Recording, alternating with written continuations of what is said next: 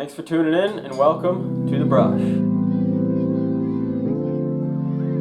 On today's episode of Bust and Brush Outdoors, it's going to be a little different. We're here in the kitchen. We're going to be showing you our two favorite rabbit recipes. Our first one, we use the front legs and back legs, and we call it French onion soup, where we simmer it in a pan for several hours to make the meat really tender, and it just soaks up all the juices and stuff. Today we're going to be doing the French onion soup mix, and then in the second part of this video I'll show you our second favorite recipe, which is a rabbit fry, just like a traditional pan fry.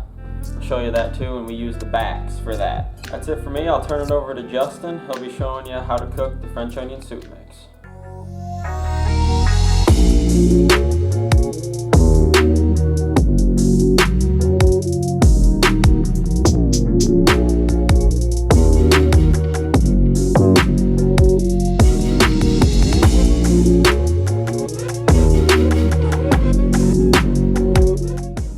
We got our French onion soup mix from, I think, BG's or really any grocery store. Just follow the directions on the back. All right, so we got 3 rabbits worth of back and front legs, and we're gonna do 2 packets. We're gonna use some hot water so it dissolves the powdered soup mix better.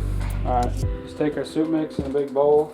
Dump it in there. Once you got all your soup mix dissolved in your water, get your big skillet, enough to hold 6 cups worth or however much you're using. All right, we got our soup mix mixed up. Then we're going to brown the rabbit legs in some butter in our pan first, like a quick little brown before we put them into the soup mix to fully cook. All right, we got all our rabbit browned up in the pan. You see, all brown around. Quick sear. Then take our soup mix,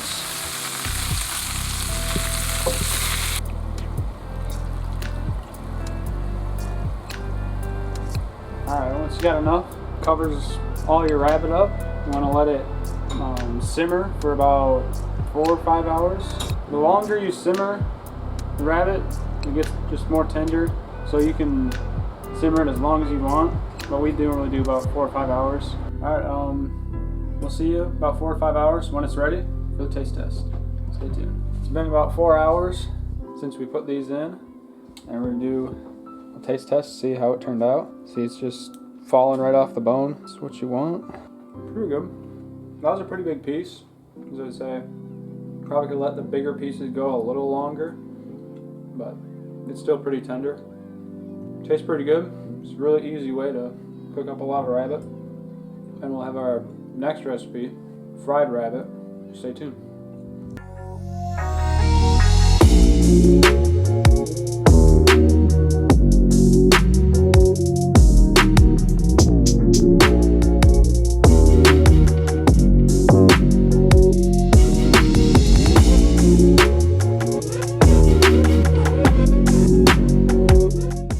Alright, it's the next day, and we got the 4 backs right here from our rabbit. But first, we like to cut these backs up into smaller strips, so I'll show you how to do it. Alright, so obviously you have your spine right down the middle.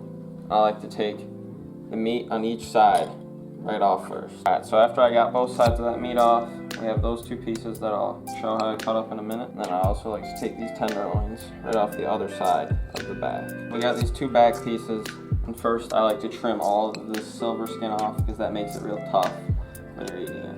I also forgot to mention that we do soak these in salt water overnight just to take some of the game taste out of it. Once you trim all the silver skin off, I like to stand it up like this, cut right down the center of it to make it a nice thin strip to cook.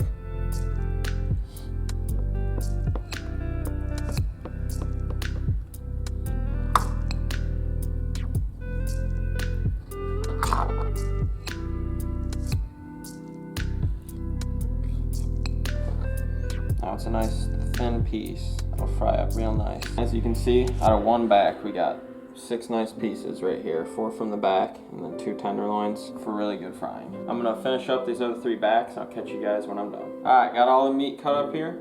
Now what you're gonna wanna do is dry it all off so that when you put on all your seasonings and your flour, it sticks really well. I got this side dried off, so now I'm gonna flip all these over and dry off the other Just dried all the meat off. We have all the ingredients that we'll need. We got the pepper, garlic, salt, and some flour. So first you're gonna wanna take your pepper, garlic, and salt and just put a healthy amount on this side of all the meat. All right, now you're gonna wanna flip it all over and do the same thing on the other side. We got all of our pieces seasoned, so now we're gonna take each piece and toss it around in the flour and get a nice thick coat of flour on them. You wanna make sure you push each piece down firmly to get that flour to stick on there real nice. I'm gonna finish flouring these all up and I'll catch you guys when I'm done. I just got done battering and seasoning all of these pieces. So now the key to this recipe is you wanna let the flour sit on this meat for about 20 minutes to let it get a little wet so that when you put it in the oil, all the flour doesn't just fall off and it stays on and gives it a good crisp and some more flavor. So I'm gonna give these about 20 minutes and I'll see you guys in 20 minutes. Alright, it's been about 20 minutes and these guys are ready to be put in the pan. But first we're gonna take some canola oil and put about a 1/4 inch of oil in the bottom of the pan. Alright, got the oil in the pan. We're gonna turn this guy on at about a 6, which is about a medium high. So we're gonna let this stuff heat up. You want this real hot when you put your pieces in because you want them to cook fast and get it crisp. See you guys when this is ready. Alright, we got the oil. It's at 350 degrees now, so it's just perfect temp to put these guys in.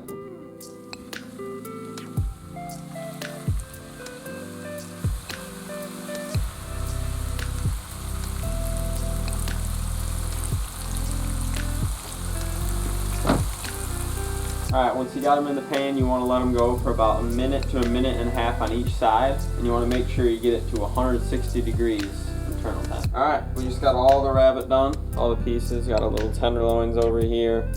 And all the back pieces. We're going to give it a little taste test right now and see what it tastes like. Oh yeah, that's good right there. Nice easy recipe. All you need is salt, pepper, garlic, and flour in a pan. And it makes for some fantastic food to eat. If you guys like this video, hit that like button and subscribe. And we'll see you guys in the next one.